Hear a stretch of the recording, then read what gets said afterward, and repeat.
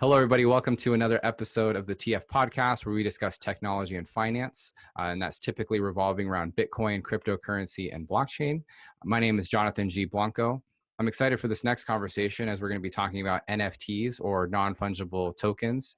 You might have heard of some NFTs in the sense of CryptoKitties, even digital art, and actually even digital real estate in games. And so with that, I'm excited to welcome my guest, Jonathan Hineline, who's been pretty active in the NFT space. And I'd love if you could introduce yourself to everybody, Jonathan. Awesome. Well, hi, Jonathan. Thanks for having me. So I've been introduced to the crypto space back in 2013 and kind of been following it along, worked on a couple of projects and NFT space for a while now also. Find it really fascinating. Nice. Well, let's level set the conversation for people in case there's people listening that might not be familiar with like fungible, what fungible means versus non-fungible. You want to kind of give a lay of that, and then we can kind of get started on Sure. from that point. Perfect. Yeah. I mean, it's pretty easy. I mean, it's fungible.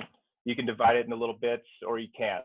So, auto contract is a piece of paper or whatever, and you give that to someone else, and that is your representation of your ownership, where dollars and that type of amount is how you pay for the vehicle and that kind of stuff. So it's really got it. So the auto contract is non-fungible. There's only one of it, essentially representing like that car, that lot, that aspect. But totally. A dollar is fungible because meaning, I don't care if I have this dollar bill versus that dollar bill, they're interchangeable, they're fungible, right? Yeah, I mean, yeah, and that, just like that, that title has value because it costs a certain amount of money to purchase or trade that, that token. Yeah. And so, and from a cryptocurrency standpoint, we think about just your standard cryptos, as being fungible tokens, right? Bitcoin being fungible. I mean, obviously there are certain people that really care about like the block and that it came from and so forth. But for the most part, it's going to be fungible in the sense that, one Bitcoin is the same as one Bitcoin. And, same with a dollar or one ETH. And so when we think about non-fungible stuff, like the CryptoKitties, I love if you kind of just touch on that and why people really started to find that interesting from a record space. Okay. Yeah. So, I mean, you had Ethereum. It was awesome. It was this currency that you use the gas to commit to the list and whatnot. CryptoKitties kind of brought a whole different aspect to it because now all of a sudden you had collectibles and unique collectibles because the CryptoKitties you bred them together, you created an offspring, and that offspring maybe had some genetic materials from the parents, and you had a different type of value with those unique characteristics. So it kind of brought this whole new utility aspect of games and that type of stuff. Yeah, I think what I find really interesting about in the CryptoKitties context overall is that it actually seems like a legitimate use case for Ethereum.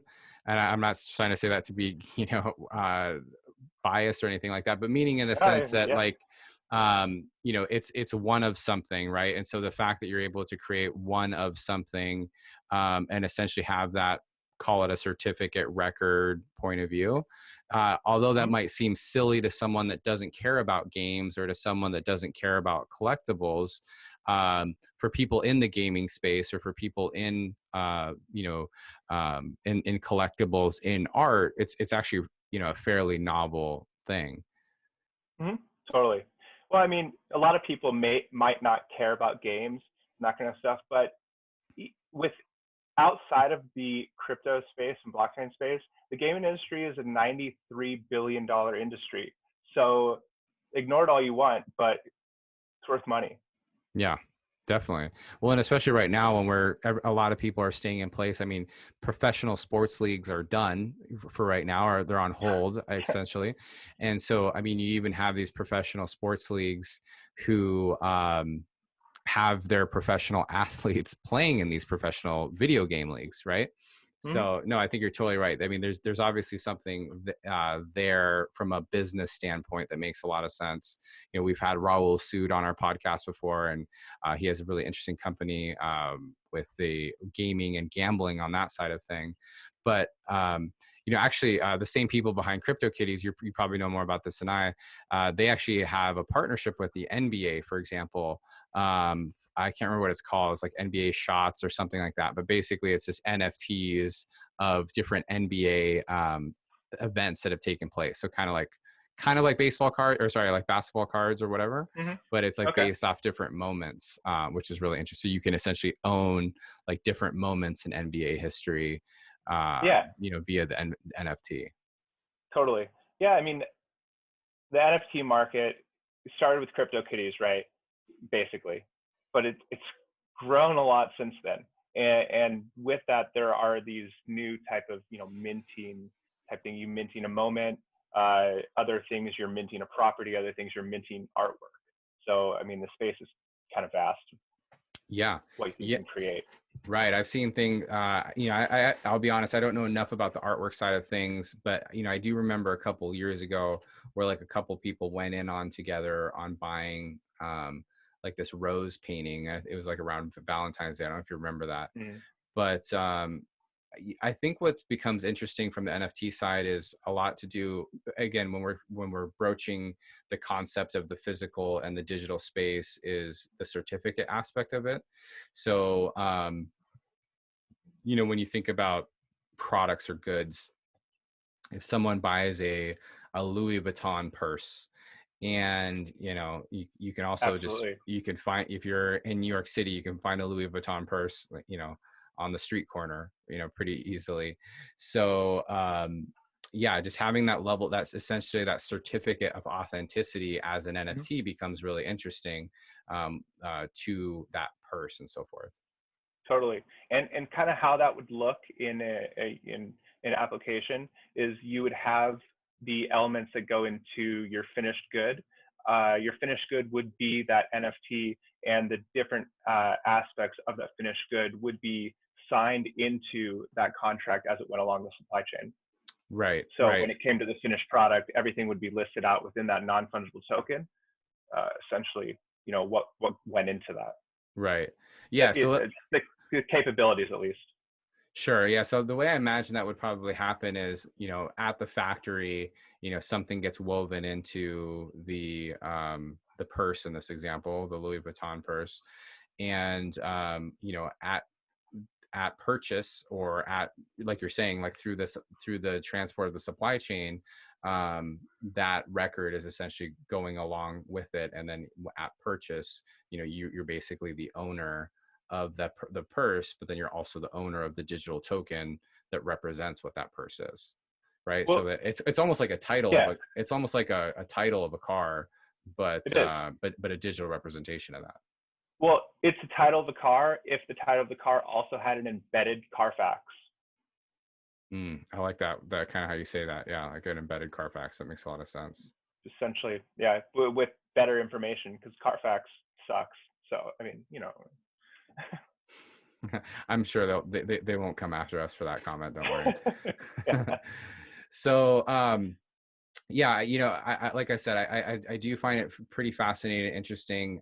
You know, when we think about things like CryptoKitties, you know, let's break how those kind of work. So, you know, Sure. CryptoKitties, they got a ton of money from Andreessen Horowitz, and some, you know, some really interesting venture capital got involved with that because they saw the opportunity. But you know, it's basically a digitized Beanie Baby when it comes down to it, Hmm. right? Like, you know, so in the 90s, when Beanie Babies came out, everybody had to have them, and people would collect Hmm. them, and you know, you could sell them on eBay essentially. Hmm. But what's fascinating when you think about a CryptoKitty overall is how you know, there's not a physical element to it, right? It's literally just like this digital representation of it that, you know, either lives on your computer or your hard drive or wherever, and there's an image, but that's it. In my mind, there's no different. It with your Beanie Baby, it sits on a shelf. I don't care if it's a digital representation or like in virtual reality. It's the same thing to me. Yeah. I can go with that. I think I could follow that wavelength. Right. You're like, it's regardless, it's still a thing. It's just where you're representing that thing. It's like a Beanie Baby. What are you gonna do with it? It sits there. You look at it. It has value. I don't know. It's soft, right? Sure. You I'm just pass it on to your kids. I don't yeah, know. yeah, and then Depreciates. right, and it gets gross and Yeah. smelly or whatever. Sure. Um, yeah, super interesting. You know, where I think it's kind of funny, like, so you have people like Gary Vee, right? Mhm. And if you're on TikTok like I am, from time to time, like you'll see Gary Vee and he talks about things. He's like, you know, the best thing that someone can do, like as a side hustle, is buy basketball cards or buy. Have you heard him say this, by the way?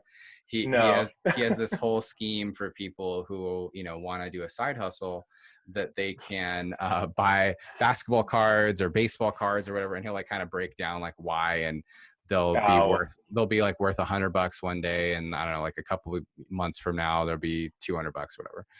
He loves um it. yeah, he loves it. And so, you know, whatever, I think that's interesting. But you know, you can do that essentially with these NFTs, right? Like you that's exactly what people do, is they'll buy them, sell them, or they'll create them. Mhm. You want to kind of walk us through that? Sure. I mean, yeah, I mean, Gods Unchained is a perfect example. It's a kind of a mimic of Magic the Gathering, but you essentially have collectible cards that that you can trade with other people, sell them, whatnot. Some cards are worthless. You just have them.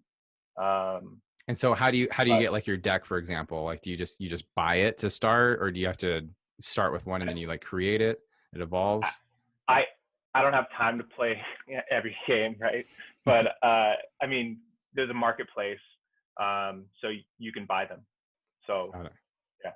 Got it. So you buy, yeah, so you buy them, and then whatever you need for your deck, and then as you kind of play with them, and they Mhm. grow in value and so forth. Yeah. Totally. Yeah, but there is something to do, there is something to be said about the worthless tokens.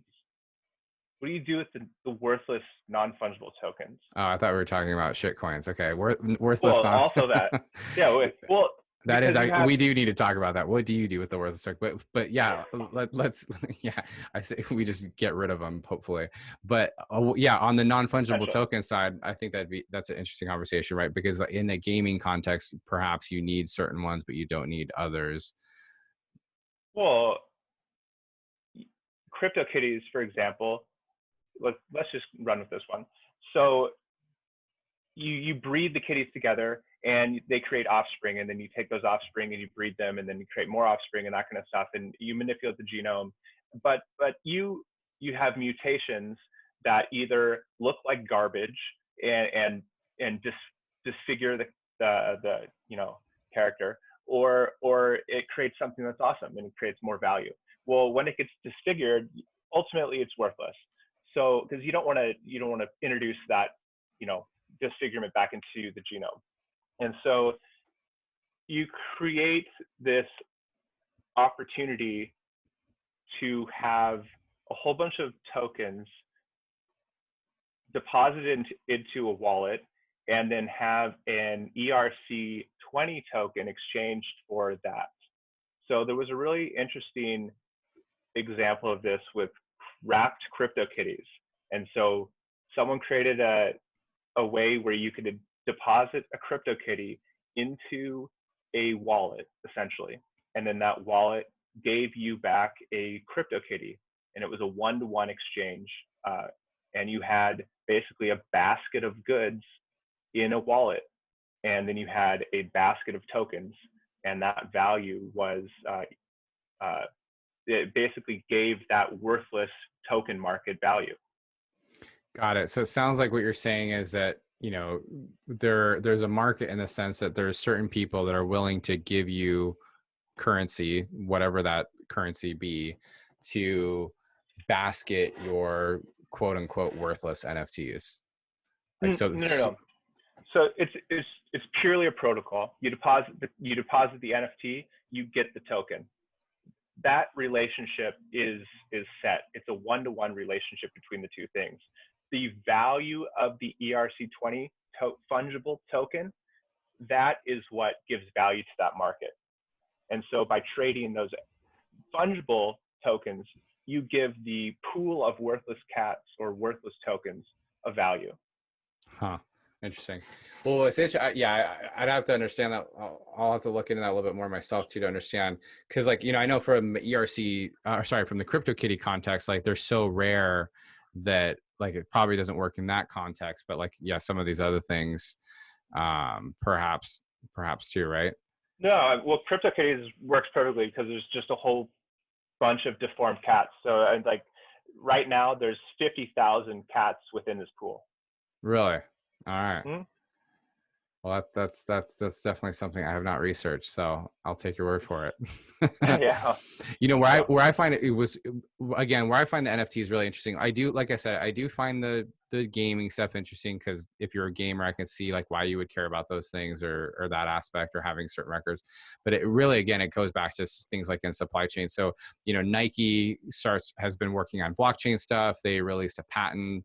A lot of people thought it was just like this crypto kicks, like the name thing. But what most people don't realize is one of the main things that they were patenting was essentially like a digital certificate, right? Being a NFT, for the shoes themselves. And, there's a huge gray market for Nike products out there, right? So much fake stuff, Totally. fake Nike products. So one, that's really interesting. Two, when you think about like something like Air Jordans, like everybody's watching the Michael Jordan documentary right now. When you think about Air Jordans are purposely created in a limited supply, right? I mean, like so much so that there's a secondary market of Jordans, so much so that like you can actually make more money. There's people that make more money buying and selling Jordans or holding on to Jordan than they would have like with that same amount, like picking like some traditional stocks. Pretty crazy. Are you familiar with the website StockX by chance? Not StockX. I don't think so. I think it's StockX. So StockX is, it's basically like, it's a secondary market for sneakers. And what's crazy is you can put your sneakers in there and it'll tell you what the value of your sneaker is. So you can have a portfolio of sneakers. And like, I'm not a sneakerhead. I've never cared about that. But again, for those that do, it becomes really interesting. And so what Nike could easily do in the Jordan market, if they wanted to, is they could just flood the market with Jordans, right? They're like, oh, well, we're going to sell 10,000 of these or whatever the amount is. Let's just, add a little bit more so that everybody gets a pair. But then they don't have the value anymore, right? Like people don't care about them as much. Like the reason why people care so much about these Jordans is like they have to line up on a Saturday or online or whatever, and they're going to be out in minutes or super quick. So because of that, there's like this big gray market. And so if you're able to essentially create a certificate for that so that you can have better commerce, that feels like an interesting use case for me. Absolutely. Well, I mean, even going a step further than that, if you can tokenize your shoe and you can have value of it and you can hold that tokenized shoe within your digital wallet, why couldn't you use that as collateral and take a loan against your digitized element? I mean, like I said, that's an interesting kind of way to look at it. Like as long as you could guarantee that you're keeping the shoe like in a safe place or whatever, right? Like it's like perhaps you have to like authenticate like that the actual shoe itself is also in a good condition or whatever. I guess it's the same. I guess it's the same as like how a mortgage might work, right? So sure. Yeah, the different types. Yeah, that kind of stuff. So yeah. I dig that. Is anybody doing that or thinking about that? Like Maybe. loans against your NFTs. That, I mean, yeah, because it's like a digital pawn shop. More or less. More or less, yeah. Yeah, there's a lot of different use cases for fungible and non-fungible, and using them interchangeably to create second and third markets. Yeah. I mean, another thing that people use NFTs for, or at least I know are thinking through it, is when it comes to things like identity, actually, right? Like having essentially identity, like each person or each person in that network being an NFT. and then but not having anything else, like no tokenization behind it, right? Just more like you yourself. So yeah, again, when you think about non-fungible things that you don't want to interchange, but or sorry, interchange as far as meaning like there's one of. But yeah. So Jonathan, another big thing that's in the NFT market is this whole concept of virtual real estate. That's definitely a very different topic for me, not something I'm familiar with. But you know, from what I understand, is basically there's these virtual worlds. You know, different people created these. You know, there's several I know, and just like any, if it was a piece of land or actual real estate, there's subdivided lots or whatever, people can buy those and really just build whatever they want in these virtual worlds. Is that true? Can you touch a little bit more on that? Yeah, I mean, more or less. I mean, so you have all these non-fungible tokens, right? This digital artwork, these, items. Where do you display that? Virtual real estate and the virtual reality for displaying that, it makes a lot of sense. And yeah, I mean, there's several worlds being developed now, and it's really amazing to watch them grow. Yeah, yeah. Give us a sense of how they have grown. Like, you know, so I know there's a few that are several years old, and I'm assuming that the values have increased in price, you know, of these plots of lands and things like that, or have they gone down, or what? How has that been? Yeah, I mean, the value has increased a little bit since last year. Um, it's been, like I said, really amazing to kind of watch the space develop. Right now, I say the first use case is probably for artists and the creative types. There's a ton of artwork being developed, and there's really a lot of talent being collected in these different worlds. And so what people build, or sorry, create this artwork to go inside of these digital pieces of real estate. Well, I mean, why does an artist create anything? I mean, they're rendering their artistic expression. This happens to just be a medium where they can display that. So give us an idea of what like a piece of land would go for in one of these digital worlds, like Yeah. ballpark range and things like that. Well, I mean, it depends on a lot of different factors, obviously, just like normal real estate. But anywhere from a couple bucks to 50,000.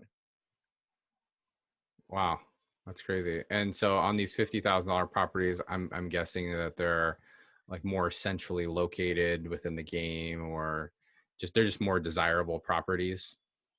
Yep. I mean, 50,000 is kind of a low ball. I've seen stuff listed for much more and sold for some more, but that's mainly been on Decentraland. The other ones haven't really had that type of price adoption.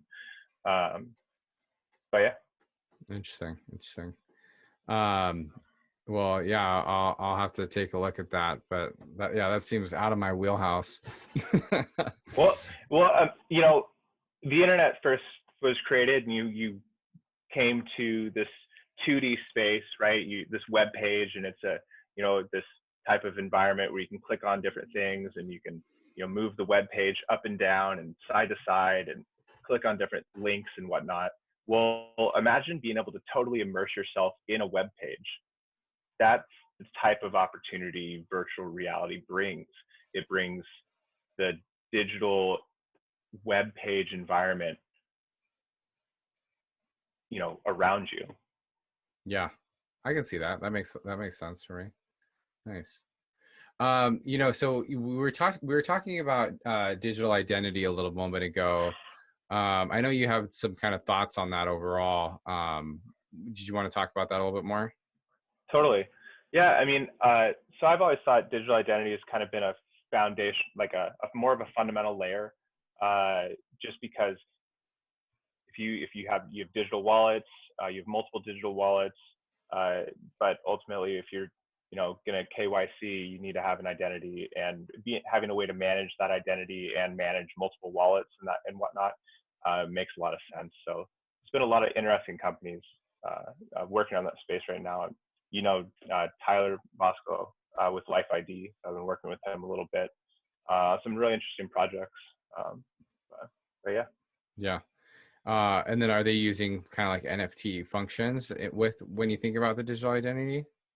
I've seen, I'm not exactly sure what their, total vision is for that space. But that there is some really interesting use cases with that. There has been some non-fungible identities and names being minted within these different virtual environments. So it's similar to how you like mint a Twitter profile. You can do the same type of thing. Got it. Makes sense. Mm-hmm. Well, did you hear about what happened with Reddit? Was it today or yesterday? They, yeah. Mm-hmm. I don't know anything about Reddit. I've tried to do Reddit before, and I'm not that cool, I guess. But, no, just kidding. I mean, I know how Reddit works, for the most part, right? Like you post stuff and upvote and downvote. Sure. It seems like they're introducing some level of tokenization to it, which is interesting because there's been a lot of actual, shitcoin projects that have gone about claiming to do that, right? Like, oh, we want to raise a token sale so we can do a, decentralized Reddit or a crypto Reddit. And seems like they, I guess, could just interject something in there. What do you know about what happened there? Well, I mean, so data is valuable, right? Data is created every day. I create data every time I go to a web page through my likes, through my retweets, and all that kind of stuff. Essentially, what they're doing is that they are creating, they're identifying the value that people are creating. Yeah, and so at a very high level. And so what basically things that you do, you like, post, tweet, whatever, or not tweet, but, send a message and earn points, earn tokens as a result? I mean, I haven't dove into it a lot, but essentially that's what you can create. Yeah. Makes sense. Yeah. Nice. Well, Jonathan, what are some good ways, actually, before I ask you that question, so I like to end every single podcast with a question, and that's a question to you. What is a question that you want to ask our audience that they can think about as they go about their day? Why have you not started collecting digital art yet? All right. Why have you not started collecting digital art or some level of digital token or digital representation of something? I mean, these artists are brilliant. Yeah. All right. I want to see it, but I'll no. I do, like I said, I do find it fascinating. I do think it's super interesting. And, kind of going back to what we've been talking about this whole time, it's art. What I like about the NFT thing is that art is all about user perception, right? It's like a piece of art might mean something to me that doesn't mean something to you. Same thing with collectibles. And so, yeah, totally. Digitizing that, call it the emotional aspect of it, is just a really interesting social construct to me. Absolutely. Yeah. Well, value has a different meaning to everyone. And right. So when someone finds something valuable, someone might find something not valuable, and vice versa. Sure. Because like in the physical world, like there are people that, for example, they'll like purposely buy art from folks who are really unknown, and for two reasons, right? It's like just to like hold on to it and just see if that person does become known, or they'll like, I don't know, kind of bastardize the art and make that person's art their own art and things like that, right? And it's because it's the value to them. And like my it's funny because my uncle, he passed away, but he was an artist, and he would get people that would pay him tens of thousands of dollars for pieces of artwork. And sure, it takes a lot of time and so forth, and he was a great artist. But I think about that, and I think about me, like I've never personally have paid for a piece of art, but there is this one artist that I really like, and I'm like, because it finally hit me. I was like, I would be willing to pay money for that, right? Because like there's something about, like, I've never experienced that, but there's something about that speaks to me that I actually would be willing to pay more money than I would normally for something like that. So it's really interesting. Absolutely. And And yeah, and, and I and can with see, that, sorry, I was say is I can see why someone would think about that in the NFT space, but go ahead. yeah, absolutely. I mean, and with that, just the money aspect, it is incredible the amount of money that some of these artists have been able to make. Oh, in the digital world. And no one even knows about it. Yeah. Right? Yeah. So Super it's interesting. very interesting. You want to talk about tokenized economies, you want to talk about the tokenized world. This is it in its infancy. Yeah. Nice. We're looking like it. Yeah. Well, Jonathan, what are some good ways that people can stay in touch with you or see what you're up to? Sure. I mean, as you probably know, I post a ton of stuff to Twitter. That's really kind of, if you want to hear what I'm doing now or what I'm interested in now, that's where I'd go. What's your Twitter though? Raging Bitcoin. All right, Raising Bitcoin. Awesome, man. Well, thanks again for joining me for this conversation. Everybody, thank you for listening to another episode of the TF podcast. Please make sure that you are liked and subscribed to the podcast wherever you're listening to this, whether it be on Apple, Spotify, Stitcher, YouTube, or anywhere else you could be listening to this. And please do us a favor and fill in those stars. It goes a long way and helps us get our podcast in front of other folks. Definitely appreciate the shares, and thank you all for supporting us for so long. We look forward to talking with you again soon, and hope you enjoy the rest of your day. Thanks so much. Thanks, Jonathan.